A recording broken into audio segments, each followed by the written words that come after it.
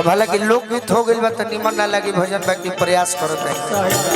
बीड़ा वाली माई से भक्त कहता कि माई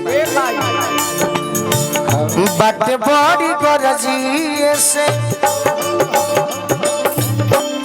बाटे बड़ी गरजी से अरजी लगावे बाटे बड़ी गरजी से अरजी लगावे आवए मताई तोहार बबुआ बोलावे बाटे बड़ी गरजी अरजी लगावे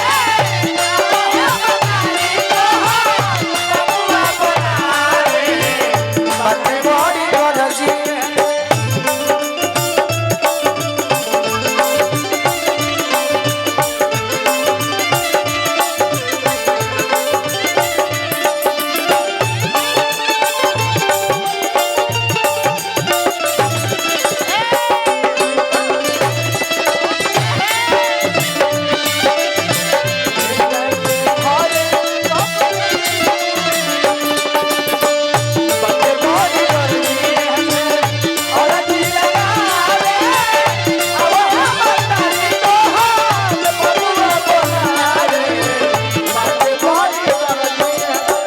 कहता कि माई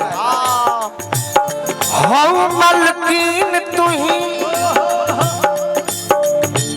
छूटल किनार तले टूटल पतवार हो बन जा खेवैया नैया पर मझधार हो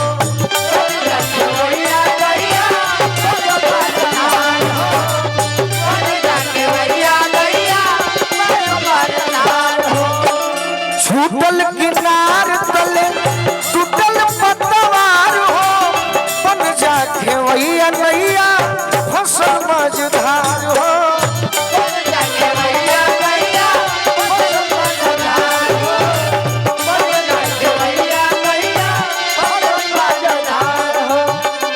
कैसे के पार कैसे के पार जाई पवरे नयावे कैसे के पार जाई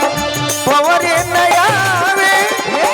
आवए मताई तोहार बबुआ बुलावे कैसे के पार जाई पवरे नयावे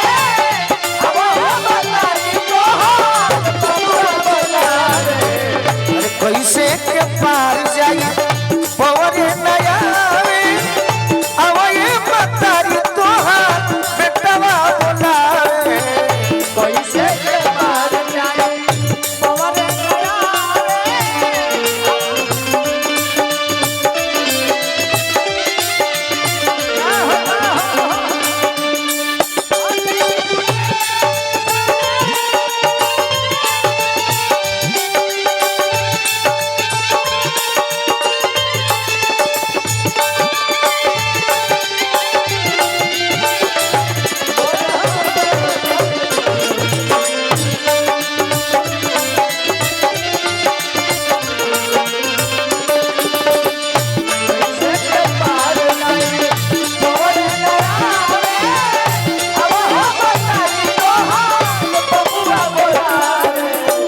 और का हौ मलकीन तुही सरगम साज के चाहबू त राख लेबू गोलुआ के लाज के चाहबू त राख लेबू गोलुआ के लाज के चाहबू त राख लेबू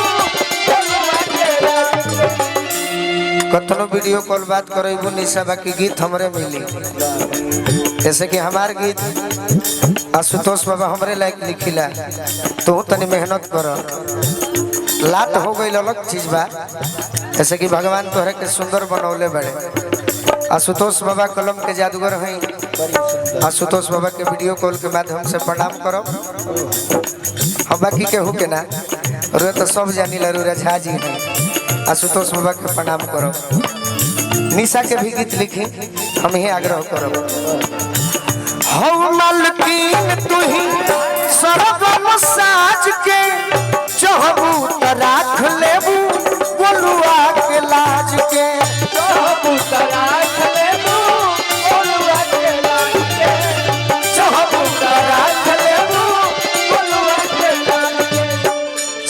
संग दिल संगे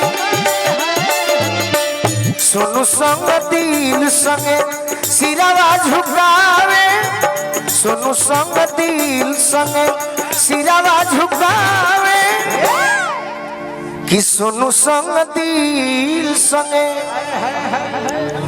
सिरावा झुकावे आवे मतारी तोहार बबुआ बोलावे